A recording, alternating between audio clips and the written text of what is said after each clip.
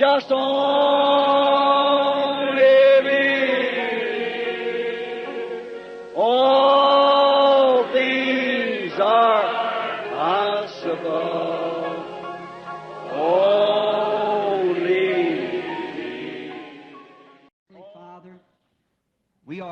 Père Céleste, nous ne faisons que racheter le temps maintenant, jusqu'à ce que tu viennes.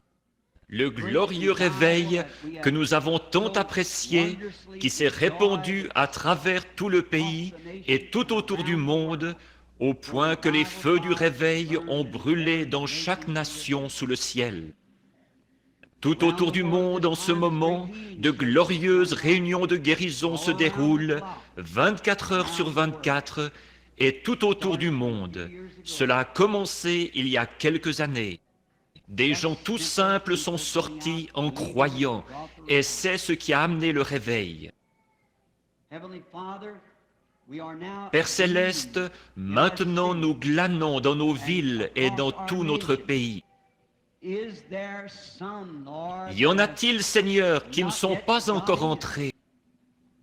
Si c'est le cas, notre Dieu, nous te prions de les envoyer. S'il y a des âmes à Dallas qui peuvent être rachetées, accorde, Seigneur, que par un moyen quelconque, d'une façon quelconque, tu les fasses entrer au cours de cette série de réunions.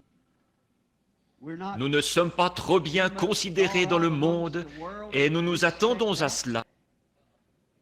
Mais quand notre Seigneur est venu sur terre, lui non plus n'était pas très bien considéré. Mais il y en avait des millions dans le monde à ce moment-là, et il n'y en a que quelques-uns qui l'ont écouté. Mais tous ceux qui avaient été destinés à la vie l'ont écouté.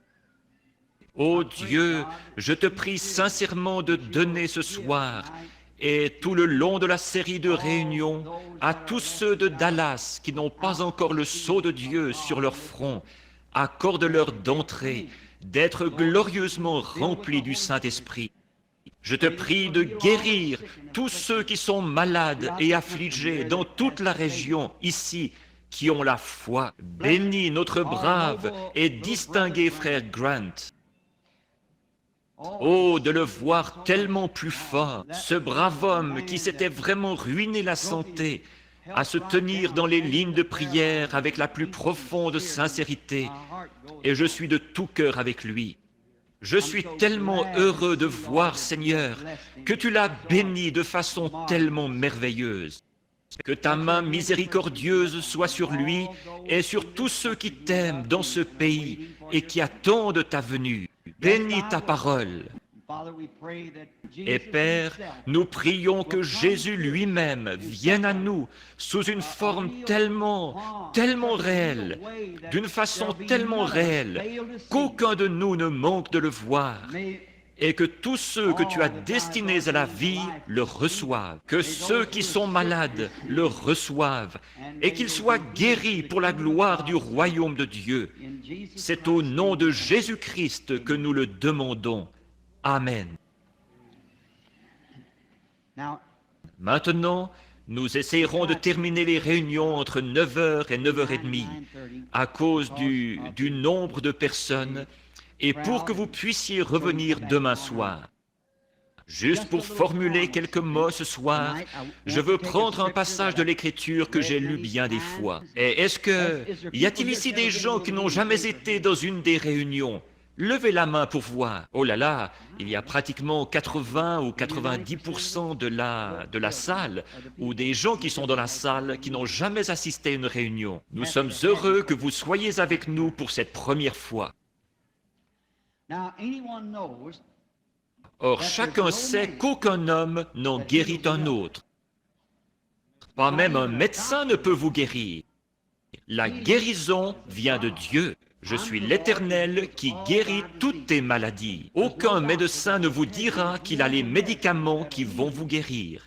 S'il le fait, il vous donne une fausse information. En effet, les frères Mayo, lors d'un entretien récemment, quand le petit Donnie Morton a été guéri au Canada, celui que les Mayo avaient refusé, c'était arrivé sur la côte ouest. Vous avez vu ça dans le Reader's Digest. Ils m'ont fait venir pour un entretien et ils disaient, « Nous ne prétendons pas être des guérisseurs, frère Branham. Nous prétendons seulement aider la nature. Il y a un seul guérisseur, c'est Dieu. Dieu est le seul qui puisse former des cellules, produire la vie. Par conséquent, l'homme n'a pas le pouvoir de faire ça. Un médecin peut replacer un os ou vous donner un médicament pour empoisonner les microbes. Il en met une certaine dose et un antidote pour que ça ne vous tue pas, mais que ça tue le microbe et ainsi de suite. Il peut faire ça, mais les tissus qui ont été déchirés ou l'os qui a été fracturé, l'appendicite qui a été enlevé, l'appendice, il ne peut pas guérir ça. Il faut que ce soit Dieu. C'est Dieu qui guérit. Man can remove something that's causing it. If it's possible to move that organ, he can cut it out, clog up the blood veins and S'il peut le cerner, il pourra l'enlever, mais guérir ça, il ne le peut pas, et il vous le dira. S'il peut le cerner, il pourra l'enlever, mais guérir ça, il ne le peut pas, et il vous le dira. Or, la guérison vient de Dieu seul. Dieu seul a acquis pour nous notre guérison. C'est à nous qu'il revient de faire tout ce que nous pouvons dans notre vie et par tous les moyens que Dieu nous a donnés pour notre guérison. Mais c'est Dieu qui guérit. Si Dieu vous appelle à retourner à la maison ce soir, il n'y a pas assez de médicaments au monde pour vous retenir ici. Rien ne vous retiendra ici. Et s'il décide que vous devez rester sur terre, peu importe combien de médecins disent que vous allez partir ce soir, vous ne partirez pas. Donc c'est vraiment Dieu qui décide de tout ça. Dieu est la vie éternelle. Au commencement était Dieu. Il n'était pas Dieu à ce moment-là, parce que Dieu, le mot anglais « God » veut dire objet d'adoration, et il n'y avait rien d'autre que lui. Il était l'Éternel, celui qui est éternel, c'est tout. Il n'y avait pas de lune, pas d'étoile, pas d'ange, rien. Mais dans cet être que nous appelons Dieu, notre Père, il y avait des attributs. En lui, il y avait l'attribut de Père, en lui, il y avait l'attribut de Dieu, en lui, il y avait l'attribut de Fils, en lui, il y avait l'attribut de Sauveur, en lui, il y avait l'attribut de Guérisseur. Et toutes ces choses que nous voyons maintenant ne font que manifester ces attributs. Or, si vous étiez dans ces pensées au commencement, si vous avez la vie éternelle, il n'y a qu'une forme de vie éternelle. La vie éternelle n'a pas eu de commencement et elle n'a pas de fin. Donc, si vous avez la vie éternelle, vous étiez un attribut des pensées de Dieu avant qu'il y ait quoi que ce soit d'autre que lui. Votre forme, votre silhouette et ce dans quoi vous êtes maintenant, ce n'est qu'un négatif. Quand vous arrivez aux alentours de 20, 22 ans, vous étiez un négatif et la mort développe la photo pour donner le positif. Que quand cette tente sur la terre sera détruite, nous en avons déjà une qui nous attend. Voyez, ceci, la manifestation là, ça montre ce qui est en train de se faire. Comme Dieu est devenu Dieu quand il a créé des anges. Il est devenu Fils quand il a créé Christ, Jésus. Il est devenu Sauveur quand Jésus est mort. Il devient guérisseur quand il était blessé pour nos péchés. Par ses meurtrissures, nous sommes guéris. Voyez, toutes ces choses sont des attributs de Dieu, de sorte qu'à la fin, la Bible a dit, Jésus a dit, « Vous connaîtrez que je suis dans le Père en moi, moi en vous, et vous en moi. » C'est Dieu qui devient tangible. Votre propre femme, vous et votre mari, c'est seulement une ombre, un négatif de Dieu et de son épouse à lui, l'Église. Vous voyez, c'est seulement l'attribut de Dieu qui est montré par des ombres et des types, comme l'Ancien Testament en était un du Nouveau. Voyez? Alors, à la fin, tout ça se rejoint. Dieu tangible, Dieu en Christ tangible, fait chair, qui a habité parmi nous. Et dans ce glorieux millénium à venir, Dieu, sous la forme de Christ, est assis sur le trône de David.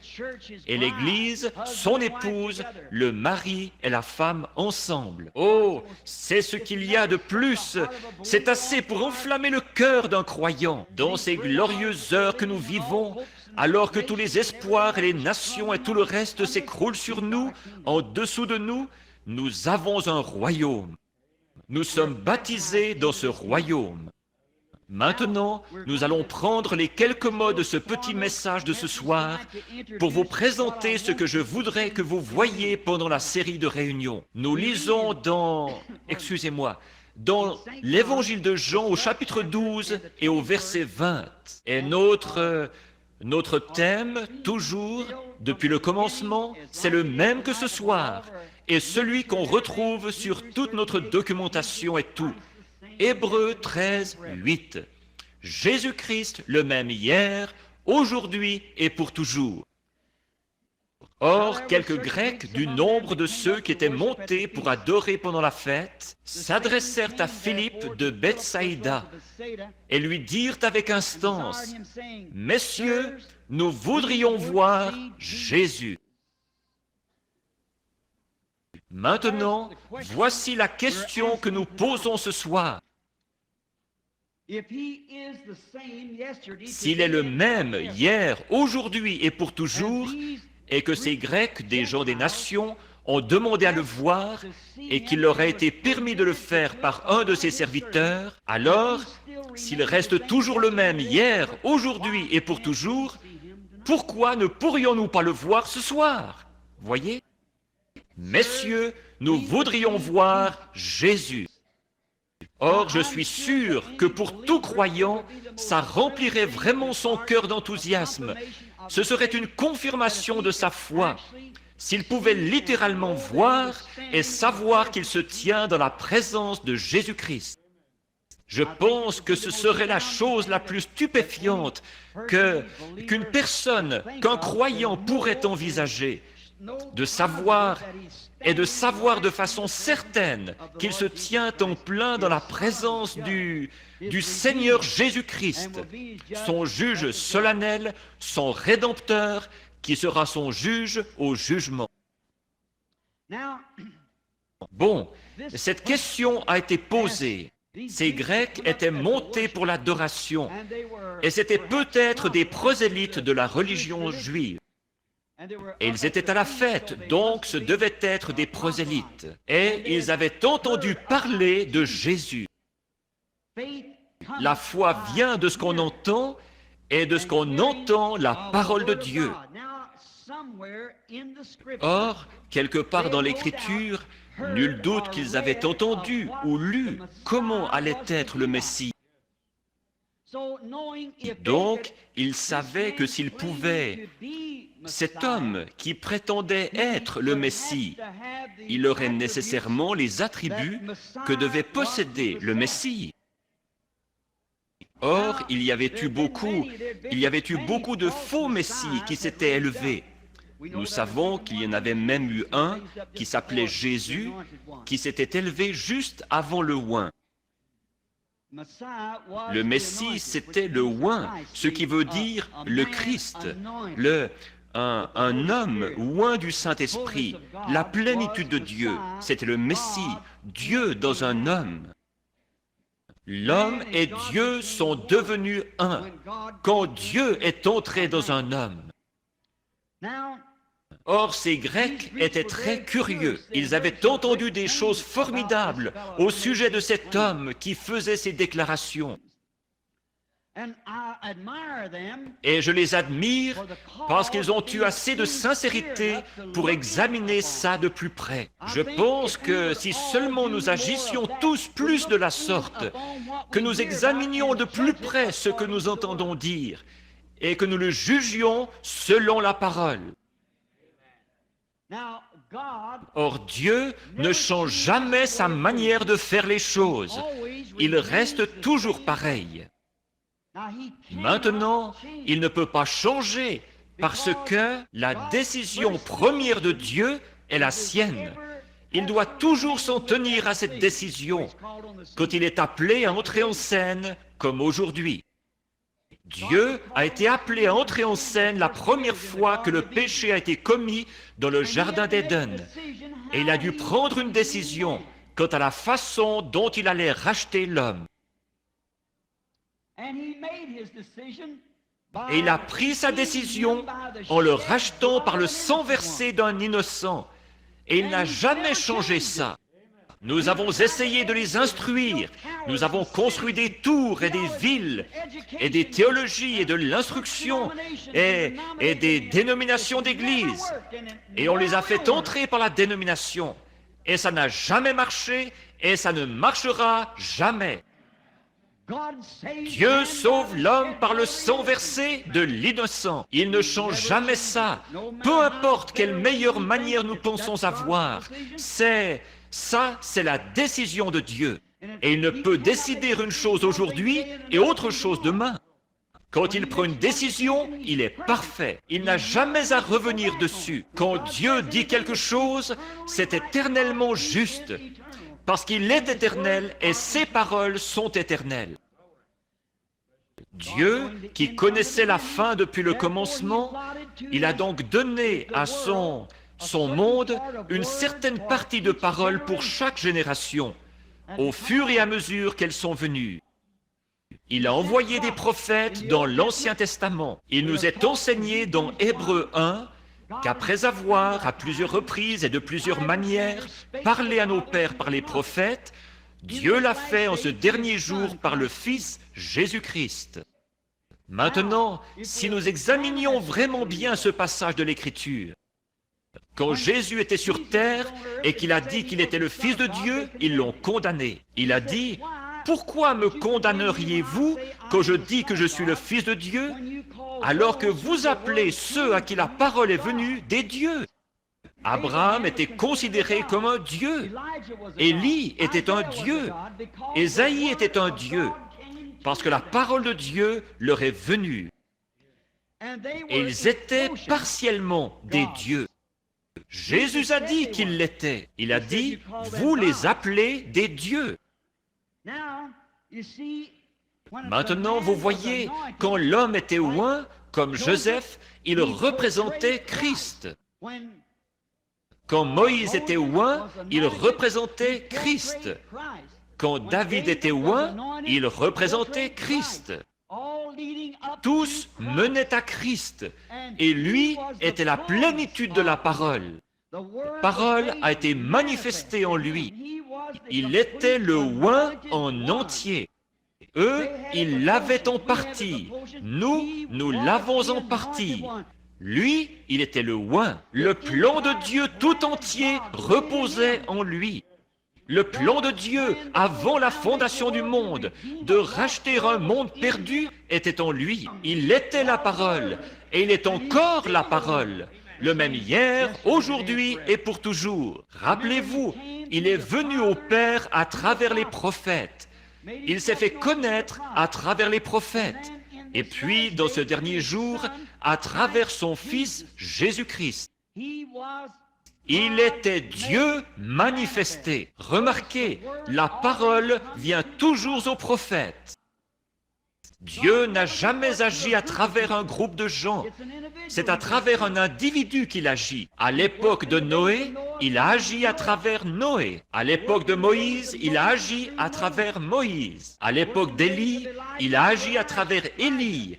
À travers Élisée et Élie, à travers Ésaïe et ses prophètes, au fur et à mesure qu'ils se sont succédés au cours de l'âge. Et puis, quand il était ici, il a été pleinement manifesté, pas dans des pharisiens, des sadducéens, mais en Jésus-Christ. Il était la parole. Voilà pourquoi il pouvait dire ce qu'il a dit. Voilà les déclarations qu'il pouvait faire. Or, ces Grecs savaient cela. Vous voyez, dans chaque âge, Dieu a donné une certaine quantité de paroles. Et les églises embrouillent tout. Alors, il envoie un prophète parmi eux et il confirme cette parole. C'est toujours pareil. Chaque fois Comme aujourd'hui nous parlons et nous disons que les méthodistes, les luthériens ont dit, quand vous croyez, c'est tout ce que vous avez à faire. Vous êtes justifiés par la foi. Croyez. Beaucoup ont dit qu'ils croyaient et ils ne l'avaient pas. Nous savons cela. Wesley est arrivé avec ce qui était appelé la seconde œuvre de la grâce, la sanctification. Tous ceux qui crient et qui sont sanctifiés l'ont. Beaucoup ont crié et ne l'avaient pas. La Pentecôte est arrivée, ils ont dit, tous ceux qui parlent en langue l'ont. Beaucoup ont parlé en langue et ne l'avaient pas. Ceux de la science chrétienne sont arrivés et ils ont dit, c'est l'amour, le fruit de l'esprit. Beaucoup d'entre eux produisent du fruit de l'esprit et ne l'ont pas. Ces pharisiens pouvaient produire 10 fois plus de fruits que Jésus. Saviez-vous cela? Or, si je prenais, disons, et que Dieu me pardonne, mais je vais prendre l'autre côté. Je vais dire, il y a un homme ici à Dallas, un jeune homme, là, sorti de par ici, de nulle part, dans un quartier pauvre ici, qui se dit prophète en Galilée. Il va un peu partout. Je vous ai rassemblés pour vous montrer ce qui ne va pas. Cet homme prétend être prophète. Or, je veux vous demander quelque chose. Qui a étudié depuis son enfance, sinon votre bon vieux sacrificateur, ce saint homme? Qui s'est tenu avec votre père et votre mère quand vous êtes nés, sinon votre bon vieux sacrificateur, ce saint homme? Qui vous a pris dans ses bras et vous a circoncis et consacré au Seigneur le 8e jour, sinon votre bon vieux sacrificateur, ce saint homme? Qui va vous voir quand vous êtes malade et dans le besoin, sinon votre bon vieux sacrificateur, ce saint homme? Qui a étudié et consenti des sacrifices pendant toute sa jeunesse pour apprendre les lois et tout, sinon votre bon vieux sacrificateur, ce saint homme? D'où ce jeune homme est-il venu, ce Jésus de Nazareth? À quelle école est-il allé? À quelle organisation appartient-il? Quelle carte d'association porte-t-il? Aucune. D'ailleurs, tout ce qu'il fait, c'est de condamner ceux qui en ont une. Qui est cet homme, d'abord? Et vous, les hommes d'affaires?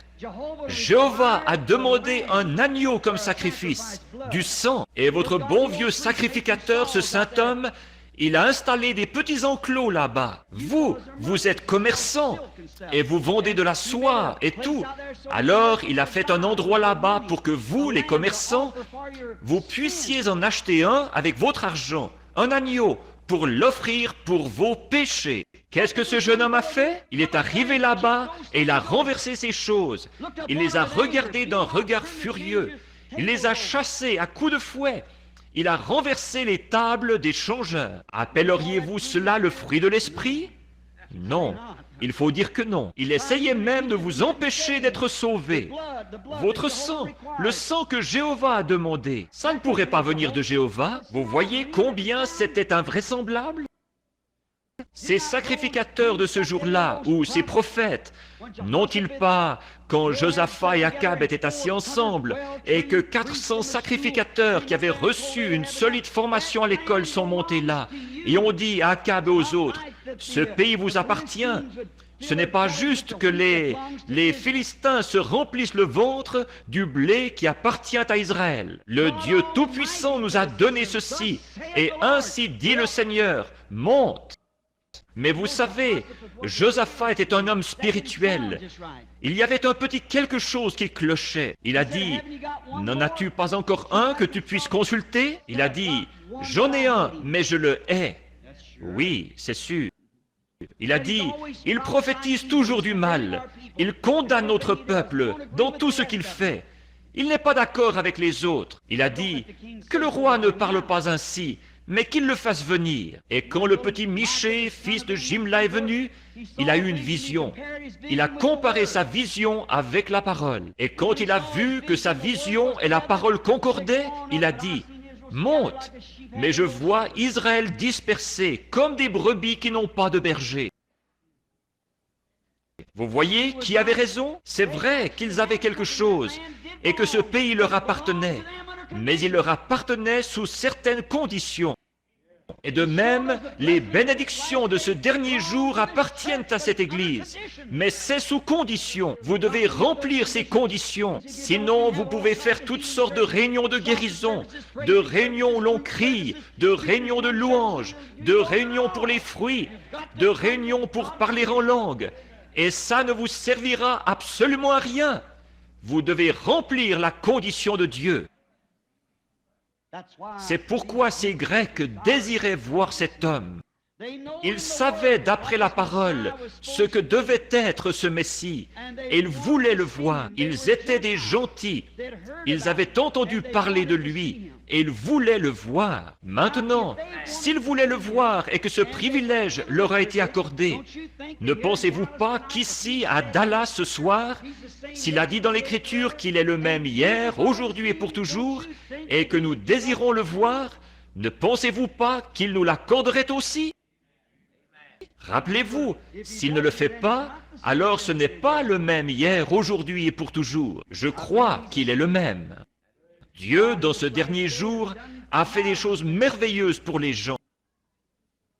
Ça me rappelle beaucoup une femme, ici, il n'y a pas longtemps, à Louisville, au Kentucky. Elle avait un petit garçon d'environ, 2 ou 3 ans. Et le petit gars il devait souffrir d'un dérangement mental. Elle l'avait amené chez le médecin, et le médecin l'avait soigné pendant un moment. Et il lui semblait à elle que son état empirait.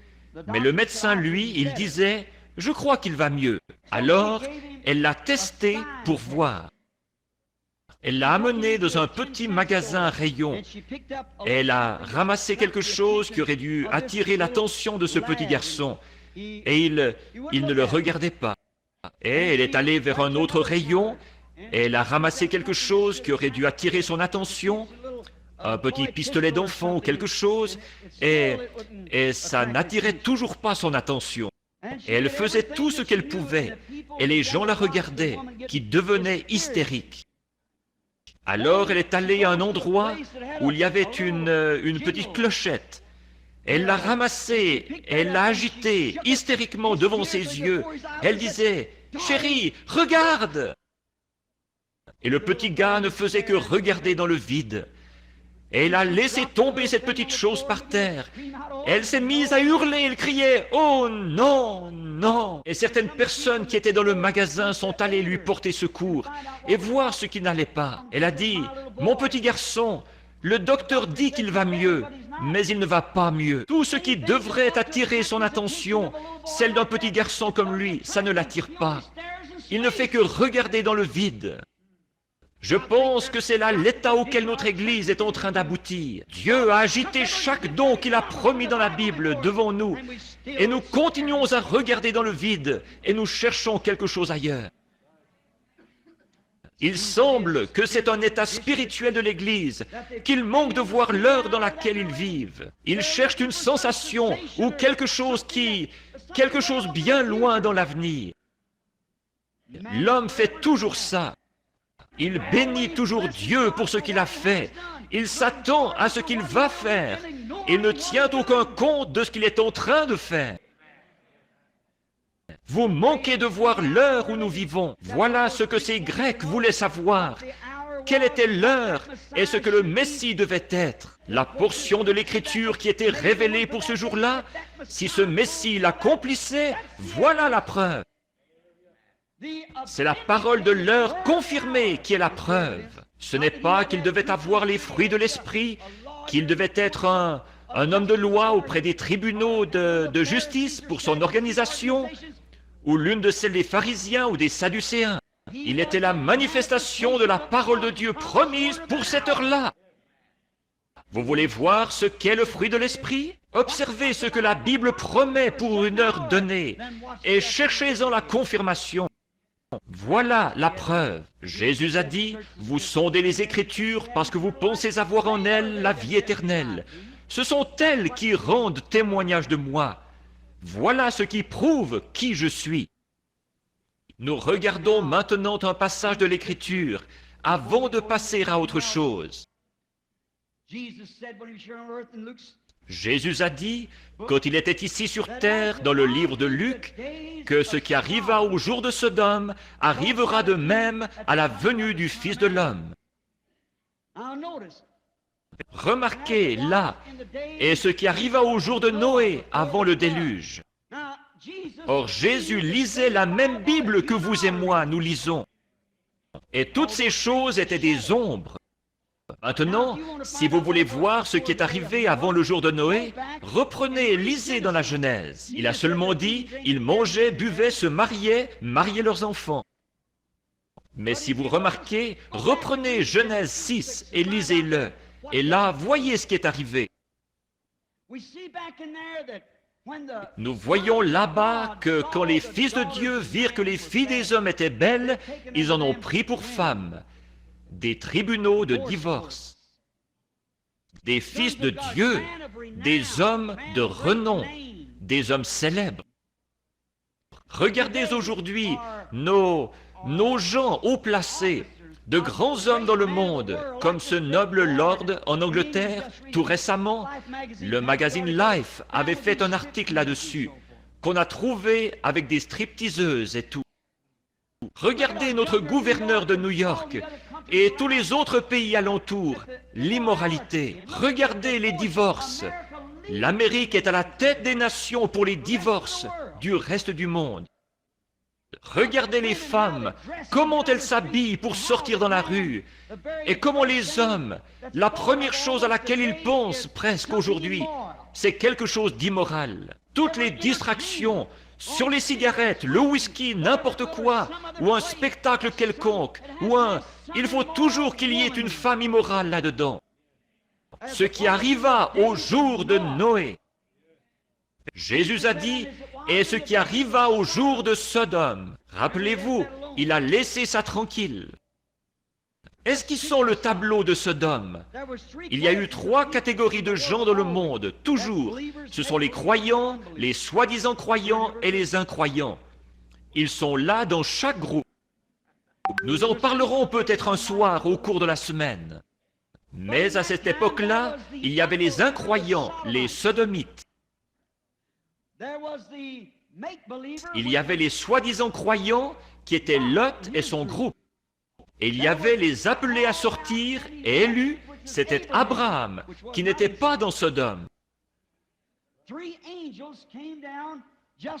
3 anges sont descendus juste avant que le Fils promis arrive. Ainsi, Abraham avait séjourné et il avait attendu un fils promis. Et Lot avait entièrement oublié la promesse. Il était parti à Sodome et les sodomites ne le croyaient pas au départ. Mais remarquez, là, par une chaude matinée, 3 êtres sont descendus du ciel. Et comme ils se sont avancés vers Abraham, l'un d'eux est resté avec lui. Et 2 d'entre eux sont descendus à Sodome pour appeler à sortir ceux qui restaient à Sodome, Lot et ceux qui étaient allés avec lui. Et il n'en a eu que 3. 8 à l'époque de Noé. Ça, c'est une déclaration plutôt forte pour ce jour qui vient. Ce qui arriva, 3 et 8. Remarquez, il y en avait un, cependant, qui était venu à Abraham. Or, celui qui était descendu à Sodome, ils ont prêché là-bas. Les 2 qui étaient allés là-bas, ils ont prêché et leur ont dit que l'heure approchait où le monde des nations allait être entièrement brûlé. Maintenant, comparez le tableau de Sodome à celui d'aujourd'hui. Pas Noé, l'eau, mais cette fois-ci le feu pour détruire le monde des nations. Et les vrais croyants des nations cherchent un fils promis, le Fils de Dieu. Et nous avons attendu. Ils ne sont pas dans Sodome, ils sont appelés à sortir. Celui de Sodome, c'était ce membre d'église tiède. Et un genre de Billy Graham contemporain est descendu à Sodome parmi les dénominations, un Oral Roberts. Et ils sont là-dedans, ils cognent dur par l'Évangile, ça les a aveuglés. Regardez bien le signe qu'il a accompli là-bas pour cela. Maintenant, regardez Abraham, l'élu, dans son groupe à lui. Il y en a un qui est resté là-bas et qui a accompli un signe pour eux. Vous savez, dans toute l'histoire du monde, toute l'histoire de l'Église, jamais une seule fois, il n'y a eu un réformateur ou un homme qui ait jamais eu un grand ministère pour ceux des nations dont le nom se soit terminé en H-A-M, comme A-B-R-A-H-A-M, jusqu'à maintenant.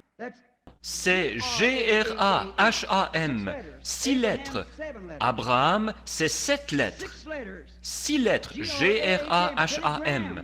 Billy Graham, un grand revivaliste qui est là-bas à Sodome, parmi ces églises des dénominations, pour rappeler ceux qu'il peut à sortir. Nous avons eu Billy Sunday, Finney, Sankey, Moody, Knox, Calvin, ainsi de suite, mais jamais un G-R-A-H-A-M, ou qui que ce soit se terminant en H-A-M, jamais auparavant.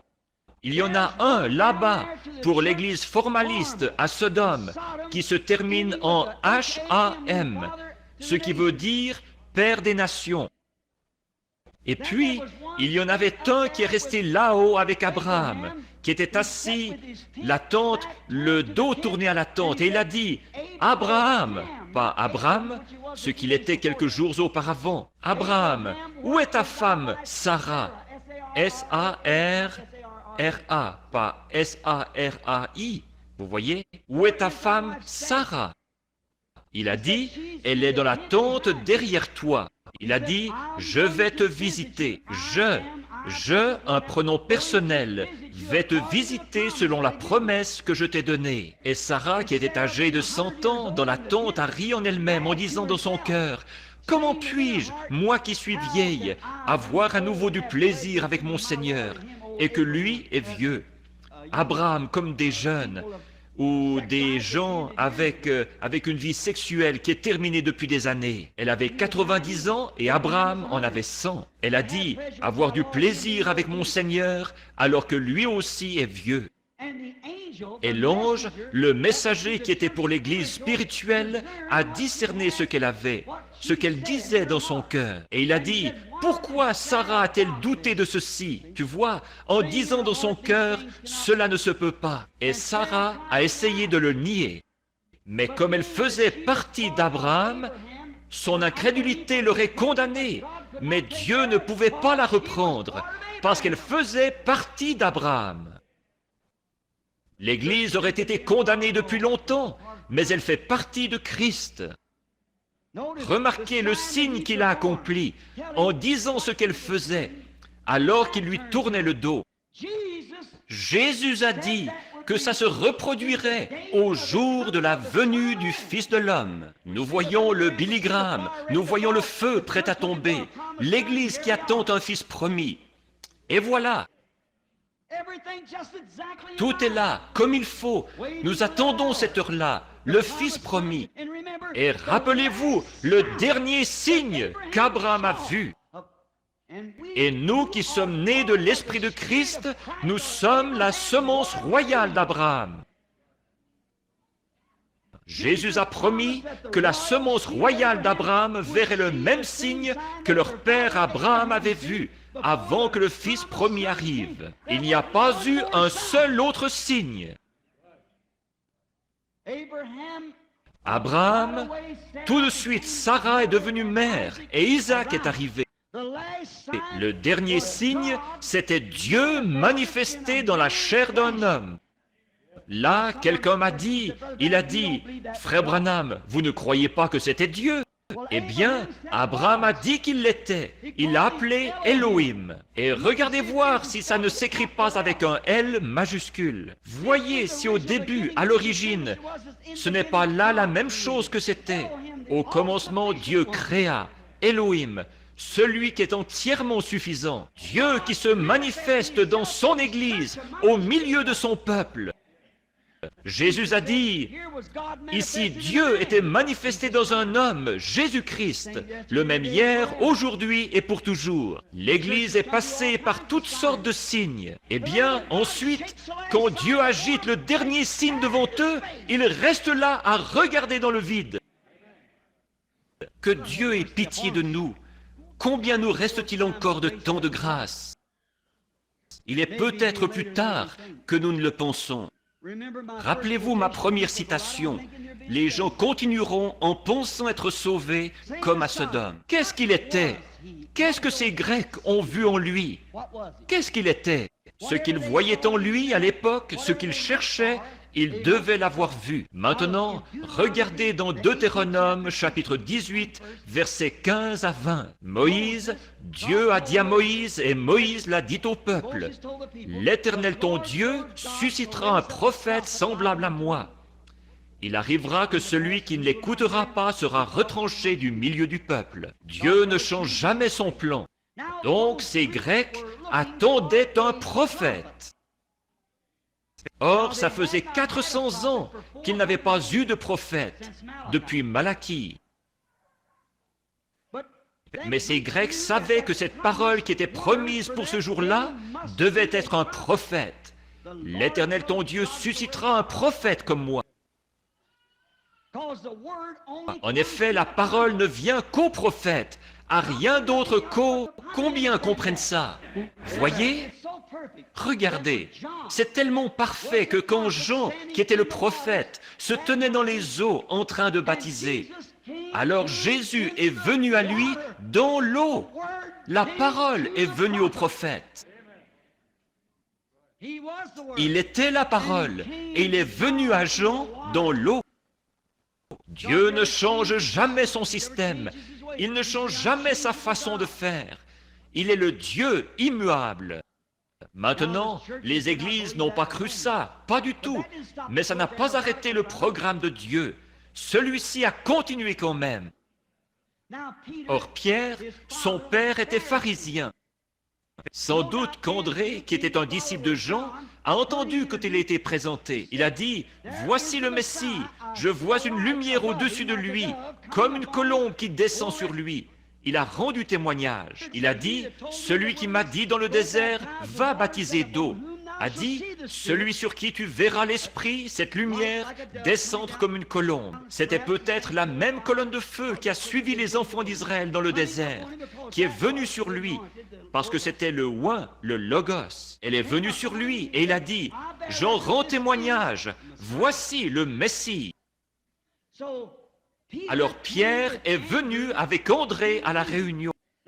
Voyons ce qu'il était. Et si nous voyons ce qu'il était, alors nous saurons ce qu'il est maintenant. Et la façon dont ils l'ont reconnu à l'époque, ce devrait être la même façon dont on le reconnaît aujourd'hui, puisqu'il est le même hier, aujourd'hui et pour toujours. Maintenant, dans le contexte de sa promesse, voici ce qu'il ferait. Remarquez, là nous voyons que quand Pierre s'est avancé dans l'auditoire, là où Jésus était, Jésus qui ne l'avait jamais vu auparavant, il s'est retourné. Il l'a regardé et il a dit, « Ton nom est Simon, tu es le fils de Jonas. » Non seulement il le connaissait, mais il connaissait son brave vieux père qui l'avait formé. Et Pierre, qui n'avait pas assez d'instruction pour signer son nom, qui était connu pour être un homme ignorant et sans instruction, il a plu à Dieu de l'établir comme évêque à Jérusalem.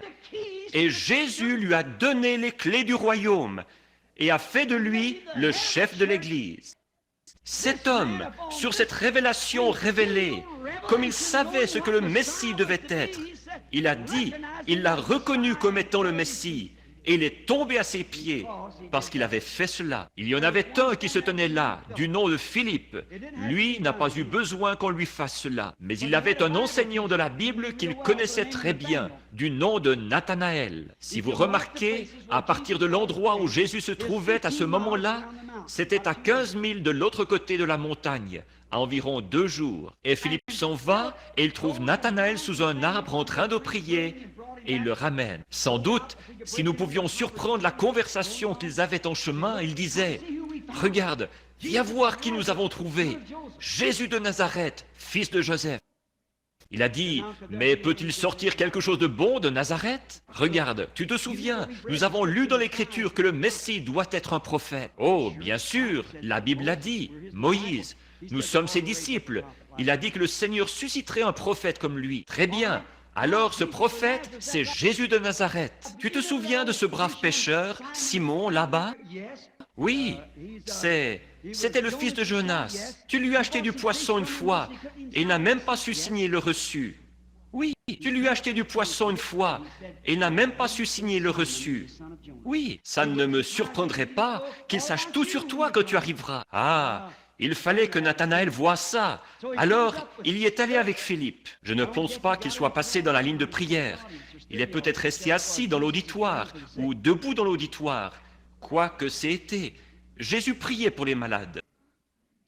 Et dès que Jésus a posé le regard sur lui, il a dit, « Voici un Israélite en qui il n'y a point de fraude. » Or, il ne l'a pas reconnu à sa façon de s'habiller. Tous les gens de l'Orient s'habillent pareil, avec des turbans et des sandales et des vêtements amples. Il portait la barbe. Il a dit, « Voici un Israélite en qui il n'y a point de fraude. » Maintenant, il aurait pu être musulman, il aurait pu être turc, il aurait pu être n'importe quoi d'autre. Mais comment savait-il qu'il était un Israélite et qu'il n'y avait pas de fraude en lui? Et ça l'a vraiment démonté. Et il a dit, « Rabbi, d'où me connais-tu » Il a dit, « Avant que Philippe t'appelle, quand tu étais sous l'arbre, je t'ai vu. » C'était réglé, ça suffisait. Voilà, c'était là le Messie. Il a dit, « Tu es le Christ, le roi d'Israël. » Peut-être que son pasteur se tenait là, mais ça ne l'a pas dérangé. Il y en avait qui se tenaient là, qui disaient, « Cet homme est Belzébul. » Il devait répondre devant leur assemblée, vous savez. Il disait, « Cet homme fait ça par la puissance du diable. C'est un diseur de bonne aventure ou quelque chose. » Jésus a dit, « Vous me traitez de ça, d'un mauvais nom, les œuvres de Dieu d'un mauvais nom. » Il a dit, « Vous dites ça du Fils de l'homme, je vous pardonne. Mais quand le Saint-Esprit viendra, en cet âge-ci, pour faire la même chose, une seule parole contre lui ne sera jamais pardonnée dans ce monde-ci, ni dans le monde à venir. » C'est ce qu'il a dit. Je crois que ce qu'il dit est juste. Philippe a reconnu par là. Pourquoi? C'était là, après de longues années sans prophète. Et voici que cet homme le connaissait et savait ce qui n'allait pas et ce qu'il avait fait.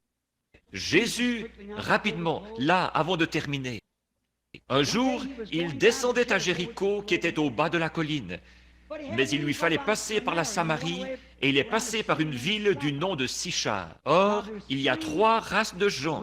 Croyez ce que vous voulez, mais c'est ce qu'il y a. Il y a le peuple de Cam, de Sem et de Japheth.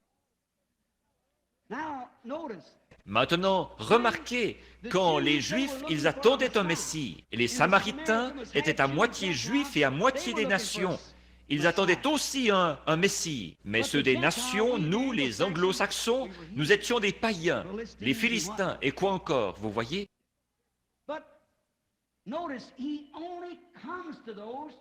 Mais remarquez, il ne vient qu'à ceux qui l'attendent. Il ne guérira ce soir que ceux qui s'attendent à ce qu'il guérisse. Il ne sauvera que ceux qui s'attendent à être sauvés. Et remarquez-le maintenant, alors qu'il envoie les disciples dans la petite ville de Sichar pour aller chercher des provisions. Pendant qu'ils étaient partis, une jolie jeune femme est arrivée. Elle était une femme de mauvaise réputation. On l'appellerait aujourd'hui peut-être une fille de trottoir. Peut-être que ses parents l'avaient jetée à la rue quand elle était petite fille et que c'est comme ça qu'elle gagnait sa vie. Mais il y avait quelque chose dans le cœur de cette petite dame. Elle était venue vers 11 heures parce qu'elle ne pouvait pas venir avec les autres jeunes filles. Si quelqu'un ici est déjà allé en Inde et dans les pays de l'Orient, comme les coutumes ne changent jamais, ils ne peuvent pas se côtoyer, les gens bien et les gens pas bien. Alors elle est arrivée et Jésus était assis là, au milieu d'un paysage qui ressemblait un peu à celui-ci, là, des treilles disposées au-dessus d'un puits. Et le puits public de la ville était là, et les gens venaient chercher de l'eau. Et elle est venue presque vers midi pour aller chercher son eau, alors que les jeunes filles viennent chercher de l'eau tôt le matin. Elles, là-bas, elles font leur lessive et des choses comme ça. Son gagne-pain à elle était différent. Alors elle venait vers midi chercher la sienne quand les jeunes filles n'étaient pas là parce qu'on l'aurait chassée du puits. Et alors elle, sans avoir remarqué qu'il y avait quelqu'un assis là, elle a attaché les petits crochets à la cruche. Elle l'a fait descendre avec le treuil dans le puits. Elle s'est mise à la remonter. Elle a entendu une voix qui disait « Femme, donne-moi à boire !» Et elle a regardé de ce côté-là. Et il y avait là un homme assis. Il était juif.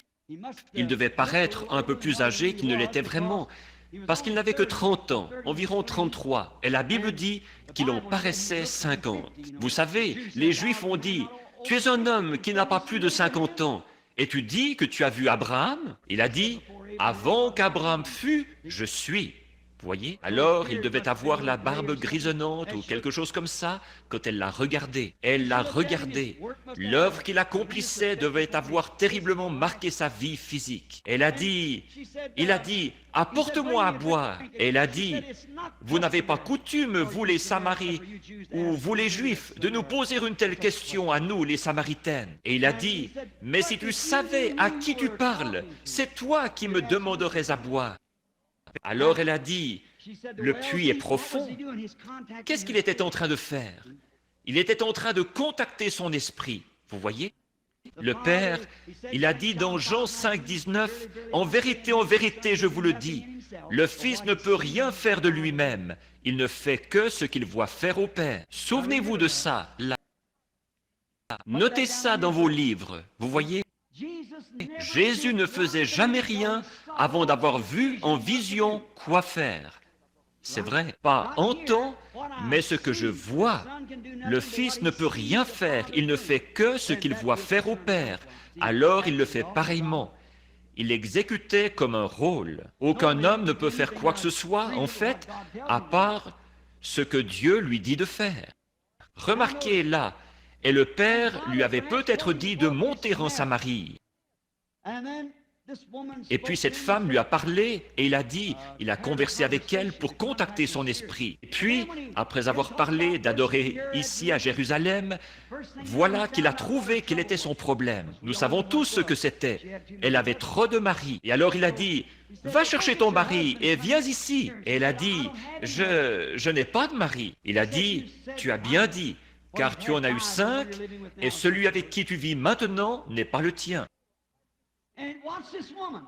Et regardez bien cette femme, remarquez, elle qui était dans cet état-là. Est-ce que je m'attarde trop? Je m'attarde trop. Elle qui était dans cet état-là, elle en savait plus long sur la vraie Bible qu'un tas de prédicateurs n'en savent aujourd'hui. Oui.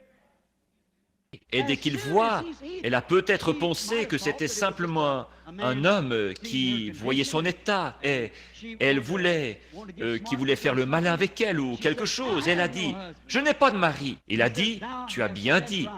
Tu en as 5 et celui avec qui tu vis maintenant n'est pas ton mari. » Sans tarder, cette semence prédestinée qui reposait dans son cœur s'est enflammée.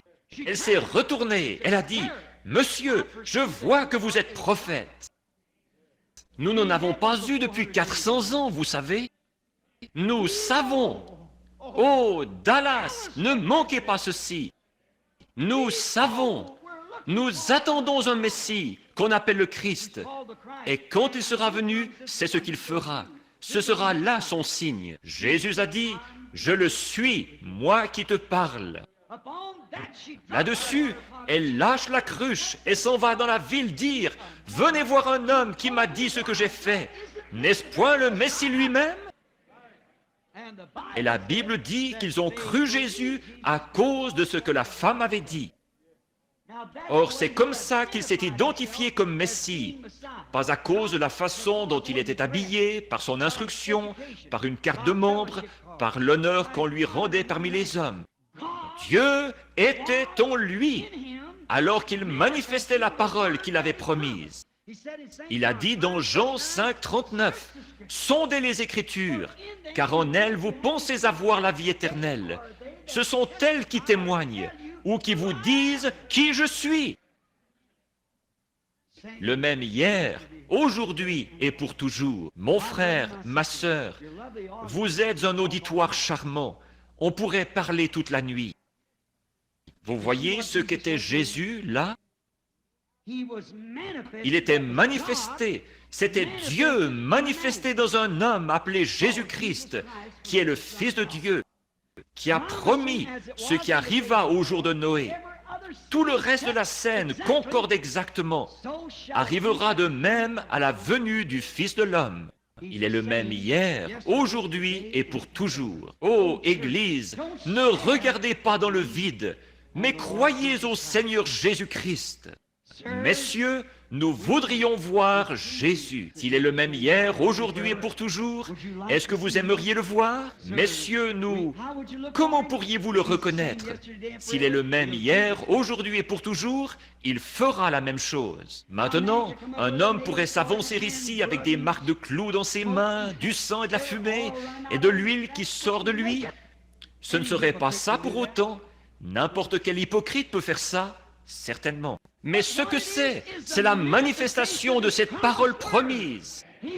Il était le prophète oint de Dieu. Il était le prophète Dieu. Il était tout ce que les prophètes étaient. C'était en lui, plus le reste de ce que Dieu était. Dieu était en Christ, se réconciliant avec le monde. Il était Dieu, Emmanuel, la plénitude de Dieu révélée à nous dans la personne de son Fils Jésus-Christ, le second attribut de Dieu. Remarquez là, il est vivant aujourd'hui. Il n'est pas mort, il est vivant. Il a dit, un peu de temps et le monde, cosmos, l'ordre du monde, ne me verra, V-E-2-R-A, ne me verra plus, mais vous me verrez, car je, c'est un pronom personnel, de nouveau. Je serai avec vous, et même en vous, jusqu'à la fin du monde, ou à la fin du monde, quand ces Écritures doivent s'accomplir. Tout au long, c'était Dieu en qui nous avons cru dans l'âge de Luther, Dieu qui a crié dans l'âge de Wesley, Dieu qui a parlé en langue dans l'âge de la Pentecôte. C'est lui qui arrive avant la venue du Fils promis pour prouver son écriture. Il faut que toutes les Écritures s'accomplissent. Messieurs, nous voudrions voir Jésus. Courbons la tête. Père Céleste, nous voudrions voir Jésus. Qu'il vienne ce soir, Seigneur Jésus. Viens dans la puissance de ta résurrection. J'ai parlé longuement, mais rien qu'un mot ou deux de toi représentera plus que tout ce que n'importe qui pourrait dire. Alors que l'Église ne dorme pas, que la dernière manifestation de Dieu, comme il l'a promis, ce qui arriva au jour de Sodome, avant que le feu tombe sur ceux des nations, arrivera de même à la venue du Fils de l'homme. L'ombre, le négatif et le positif qui se rapprochent tellement, au point qu'après un moment, il y aura un temps de l'union. Nous voyons que les nations s'unissent, ce qu'on appelle l'ONU. Les églises s'unissent. Le concile œcuménique s'unit avec le Vatican. Toutes les églises s'unissent ensemble, les croyants et les incroyants. Les travailleurs s'unissent dans des syndicats. Seigneur, que l'Église se réveille et qu'elle voie que c'est le temps de l'union, que Jésus s'unit à son Église, mari et femme. Bientôt la cérémonie va avoir lieu et ils deviendront un. Alors qu'il agite le dernier signe devant nous, ou qu'il nous montre sa promesse, puissions-nous voir Jésus et le glorifier, car c'est en son nom que nous prions. Amen. Maintenant, je vais peut-être, il me reste 10 minutes pour terminer à temps, si chacun répond bien. Bon, tous ceux qui ont des cartes de prière, je n'aurai pas le temps de m'occuper de tous ce soir. Mais on va s'en occuper un peu plus tard. Maintenant, Billy est ici quelque part, j'en suis certain. Parfois, il ne distribue même pas de cartes. Mais je crois qu'il m'a dit qu'il... Vous avez des cartes de prière, n'est-ce pas? Levez la main. Oui, c'est ça. Elle, très bien. Est-ce là cet homme malade, très malade, là-bas? Très bien. Elle, numéro 1, venez vous placer ici. Elle, numéro 2, où êtes-vous? Numéro 2, où est le numéro 2? Voulez-vous lever la main? Très bien. Avancez-vous ici. C'est une dame. Mon garçon vient. Voici comment ça se passe. Il vient, et devant l'auditoire, il prend ses cartes pour toutes les mélanger. Et puis, il vous donne la carte que vous voulez. Tout le monde peut avoir une carte. Et puis, on les appelle par le numéro. Ça montre que le garçon ne sait pas où elles vont être appelées. Il nous est arrivé une fois, beaucoup d'entre vous ici s'en souviennent peut-être, il nous est arrivé qu'un homme vendait des cartes de prière aux réunions. Et il garantissait que la personne irait sur l'estrade. Et en plus, il m'arrive de commencer par la 1, il m'arrive de commencer par la 50, il m'arrive de commencer par la 14, la 20, la 16, et puis je peux les prendre en descendant et en prendre quelques-unes ici. Combien ont assisté à des réunions et ont vu faire ça? Mais oui, voyez, la carte de prière n'a rien à voir avec ça. Et il y en a beaucoup qui sont guéris dans l'auditoire sans même avoir de carte de prière. Numéro 1, 2, 3. Qui a la 3? La carte de prière numéro 3. Levez la main. Là-bas au fond, la dame. Venez ici, madame. Numéro 4. Si vous ne pouvez pas vous lever maintenant, nous allons vous porter. Numéro 4. Je vois qu'il y a une civière ici et quelques fauteuils roulants par là autour. Si vous ne pouvez pas venir, nous vous porterons. Numéro 4, numéro 5, la carte de prière numéro 5, numéro 6, 7, 8, 9, 10. Que cela s'avance maintenant par numéro s'ils le peuvent. Voyons voir. 1, 2, 3, 4, 5, 6, 7, 8, 9. Est-ce qu'ils y sont tous? Ils y sont. Arrêtons-nous là un instant. Nous manquons un peu de temps. Je n'aime pas terminer après 9h30. Maintenant, combien dans l'auditoire n'ont pas de carte de prière? Et vous voulez que Jésus vous guérisse? Et vous savez qu'il peut vous guérir? Levez la main. Peu importe si vous êtes dans le balcon, peu importe où vous êtes. Maintenant, regardez, cette femme qui a touché le vêtement, pendant qu'ils les mettent en ligne. Cette femme qui a touché son vêtement, elle n'avait pas de carte de prière peut-être, mais elle a dit, maintenant écoutez bien là. Elle a dit dans son cœur, je crois cet homme, si je peux toucher son vêtement, je serai guéri. Elle avait une perte de sang. Combien se rappelle l'histoire? Elle s'est glissée à travers la foule, peut-être qu'elle s'est frayée avec peine un chemin entre les gens. Une petite femme pâle, maladive, elle a touché son vêtement. Et le vêtement palestinien est ample. Il n'aurait jamais senti ça. Moi, je ne sentirais pas si vous touchiez ma poche, et mon veston est ajusté. Mais ces vêtements palestiniens, elle porte un vêtement de dessous, et elle a touché son vêtement. Et il s'est arrêté et il a dit, « Qui m'a touché ?» Elle est retournée dans l'auditoire. Il a dit, « Voyons, Pierre a dit, « Seigneur, ça ne va pas ça. Tout le monde te touche. » Il a dit, « Mais je sens que je me suis affaibli. De la vertu, de la force est sortie de moi. » Combien s'en souviennent? Et il a promené le regard dans tout l'auditoire jusqu'à ce qu'il la trouve. Pas vrai? Et il a dit, ta foi t'a sauvé. Pas vrai? Maintenant, regardez, prédicateur. La Bible dit-elle que Jésus-Christ, Hébreux 3, est un souverain sacrificateur maintenant même qui peut compatir à nos infirmités? Combien savent que la Bible dit ça? Eh bien, s'il est le même hier, aujourd'hui et pour toujours, comment est-ce qu'il agirait aujourd'hui? Tout comme il l'a fait hier, certainement. Maintenant, voyez-vous, ça ne vous servirait à rien de me toucher. Je serais comme votre frère, votre mari, votre père, quoi que ce soit. Il n'y aurait pas de vertu en moi. Mais si votre foi peut le toucher, lui, alors regardez-le agir. Essayez seulement. Ne l'essayez pas. Il y a trop de ça aujourd'hui, de se contenter d'essayer. Faites-le. Maintenant, soyez vraiment respectueux, soyez tranquille. Juste quelques instants là, et on saura. Ces choses que j'ai dites, ça avait l'air beau, mais vous voyez, est-ce qu'elles sont vraies ou non? C'est ça qu'il faut voir après. Est-ce que tout ça, j'entends parler les musulmans, les sikhs, les jains, Bouddha, oh là là, les musulmans, mais ils ne peuvent pas, ils peuvent parler de quelque chose qui a été. Mais qu'en est-il de maintenant? Voyez, s'il S'il est le Dieu de l'histoire, il ne nous sert à rien aujourd'hui s'il est seulement le Dieu de l'histoire. S'il n'est pas le même hier, aujourd'hui et pour toujours, alors la Bible a dit quelque chose de faux. Maintenant, s'il peut me soumettre à sa volonté, qu'il peut vous faire entrer dans sa volonté, alors en agissant entre nous, vous voyez, c'est là que la puissance de Dieu vient. Maintenant, si cet homme est malade, je veux qu'il reste assis là où il est. Et pouvez-vous le voir depuis l'auditoire, là? Il est assis juste ici. Portez sa chaise ici, si vous voulez. Mais vous sentez-vous à même de marcher jusqu'ici, monsieur? À ma droite, venez vous asseoir ici.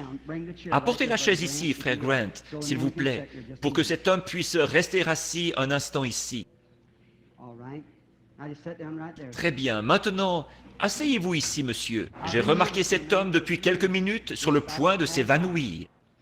Il doit être gravement malade. Je ne sais pas. Et si je le savais, et que je pouvais l'aider, et que je ne le fasse pas, alors je ne serais pas digne de me tenir derrière cette estrade ici, et de vous parler à vous autres, vous les chrétiens. Mais cet homme n'est probablement pas aussi âgé que moi, et c'est notre...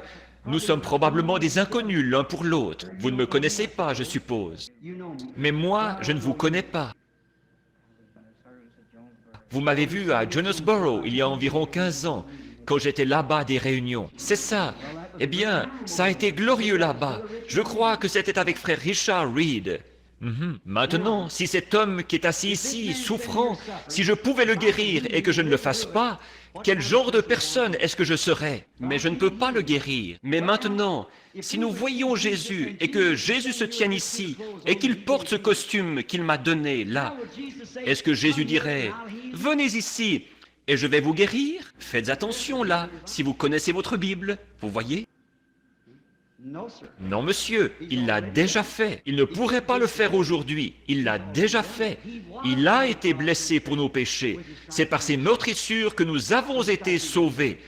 C'est par ses meurtrissures que nous avons été guéris, plutôt. Très bien. Bon, mais Jésus pourrait se déclarer pour faire savoir à cet homme quel est son problème, ou quelque chose qui ne va pas, ou quelque chose qu'il a fait. Pas vrai? Et comme ça, il saurait que Christ est ici, parce que moi, je ne le connais pas. Je lève les mains là. Il a dit qu'il était aux réunions de Jonesboro il y a 15 ans de ça. Je n'ai jamais vu cet homme de ma vie, pour autant que je sache. Il était peut-être assis au fond.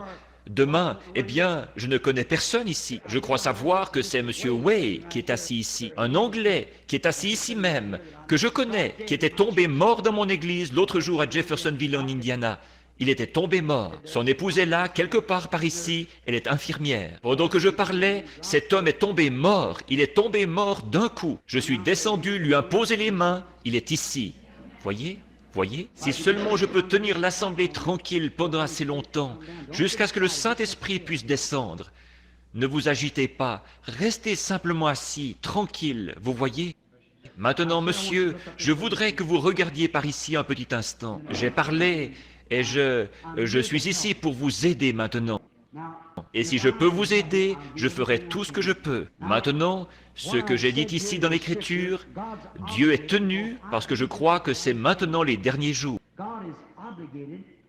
Dieu est tenu d'accomplir cette parole, et c'est ce qu'il a promis de faire.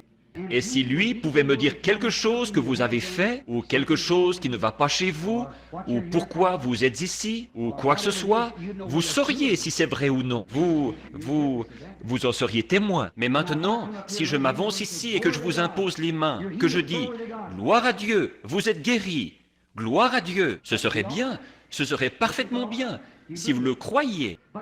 Mais s'il vous dit ce que vous avez fait, ou une cause, la raison pour laquelle vous êtes malade, ou quelque chose comme ça. Alors vous sauriez, s'il pouvait vous dire ce qui est arrivé, sûrement qu'il saurait ce qui va arriver. Ce serait vrai, oui. Est-ce que mon auditoire croit ça? Maintenant, qu'est-ce que je suis en train de faire à cet homme? J'essaye de contacter son esprit. tout comme notre Seigneur l'a fait au puits avec cette femme. Je ne le connais pas, je ne l'ai jamais vu. Maintenant, il y en a beaucoup ici, des malades, beaucoup qui prient. Et maintenant, Père Céleste, nous prenons tout esprit ici sous notre contrôle pour la gloire de Dieu, afin que tes Écritures s'accomplissent. La Bible dit que c'est pour ça que Jésus guérissait, afin que les Écritures s'accomplissent. Et c'est la raison pour laquelle tu fais preuve de miséricorde en ces derniers jours, afin que les Écritures s'accomplissent. Nous venons de parler d'elle ce soir. Accorde-le, Seigneur. Au nom de Jésus, Amen. Maintenant, regardez-moi un petit instant pour voir si le Seigneur va me révéler quel est votre problème. Et s'il le fait, allez-vous... S'il me dit quel est votre problème, vous semblez être très malade. S'il me dit ce qui ne va pas chez vous ou quelque chose, alors vous croirez. Vous saurez que ça ne peut être que lui.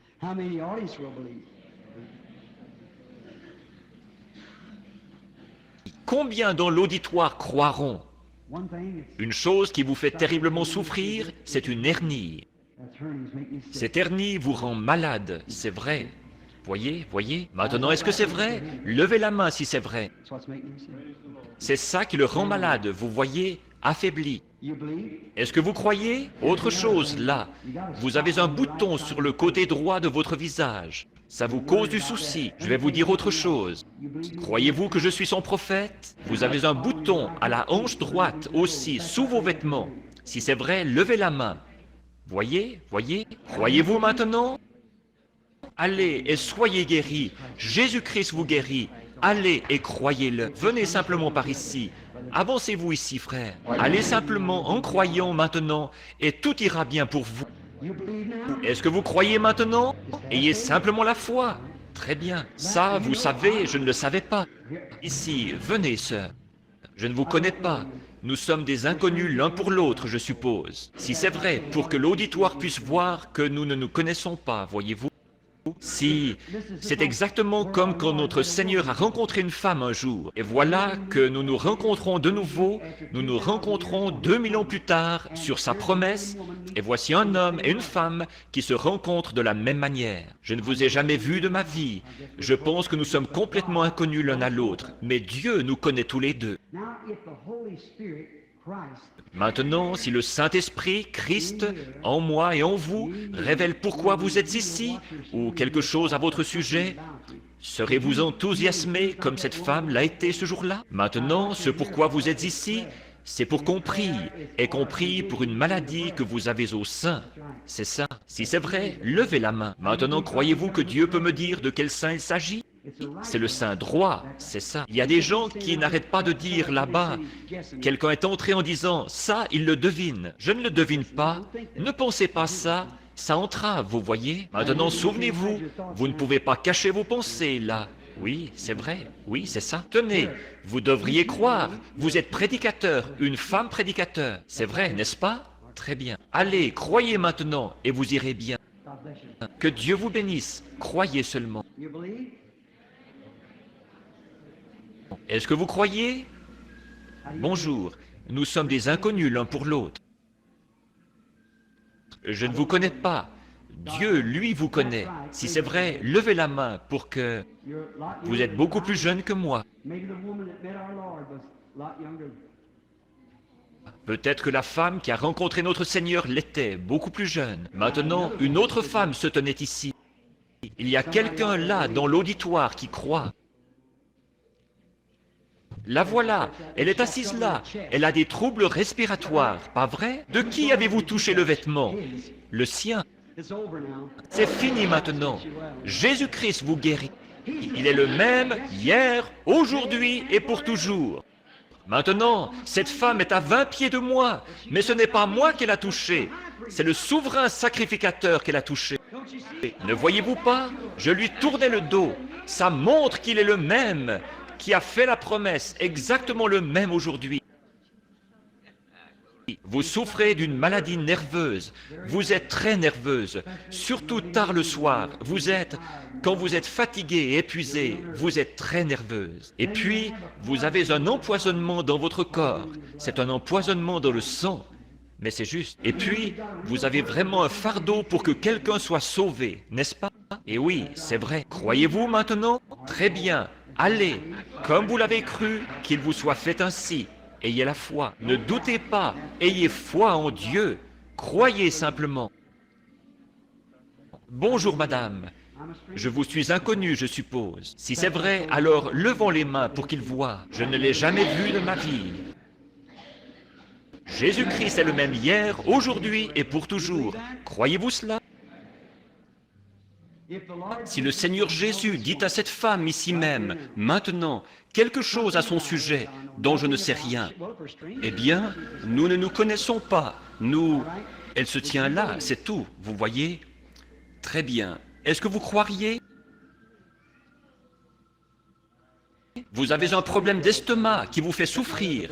Vous qui êtes assis là, avec un manteau noir, il vous fait souffrir maintenant même. Si c'est vrai, levez la main. Voyez? Vous savez pourquoi? Cette femme aussi, c'est l'estomac. Voyez? C'est vrai. Vous voyez ce trait noir qui va de l'un à l'autre, là? C'est un démon, voyez? Il essaye de se défiler, vous voyez? Il ne peut pas se cacher devant Dieu, ça c'est certain. Nous sommes dans la présence de Jésus-Christ. Vous devez croire, ayez la foi. Qu'est-ce qu'il a touché?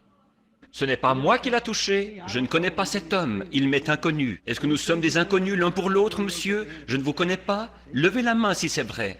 Voyez? Qu'est-ce qu'il a touché? Jésus-Christ. Ne manquez pas de voir quelque chose. Maintenant, cette femme, ici, oui. Oh, cette femme est sous une ombre, c'est la mort sur elle. Elle souffre du cancer, et le cancer se trouve à l'estomac et aussi au côlon. Ils viennent de la condamner, elle se meurt du cancer. C'est vrai, n'est-ce pas, madame? C'est ce qu'on vous a dit. Maintenant, regardez ici. Il n'y a qu'un seul espoir pour vous, c'est Christ. Croyez-vous que je suis son serviteur? Il faut qu'il y ait quelque chose qui me dise ça, n'est-ce pas? Il faut qu'il y ait quelque chose qui le fasse. Moi-même, je ne le saurais pas. Si je vous dis qui vous êtes, croirez-vous que je suis son prophète? Est-ce que ça vous aiderait? Ça vous aiderait, Madame Crosley? Alors rentrez chez vous. Est-ce que vous croyez? Combien d'entre vous croyez maintenant de tout votre cœur? Alors levez-vous et acceptez-le. Levez-vous simplement et dites, je crois. Levez les mains partout. Père Céleste, au nom de Jésus-Christ, que le diable et toutes ses puissances soient réprimées. Puisse le Seigneur Jésus-Christ, qui a promis ceci pour le dernier jour, il est ici maintenant. Qu'il arrive, Seigneur, en cette heure, que les gens ne le manquent pas, qu'ils voient ce que Dieu agite devant eux, juste avant que le feu tombe. Que ce groupe d'Abraham, cette semence royale d'Abraham, comprenne l'heure dans laquelle nous vivons. Ô Jésus, Fils de Dieu, touche chaque malade ici, guéris-les, Seigneur. Que leur foi comprenne qu'ils se tiennent dans la présence du Dieu qui les a sauvés et qui les jugera ce jour-là. Que sa puissance descende sur eux maintenant et qu'elle guérisse tous ceux ici qui sont dans la présence divine.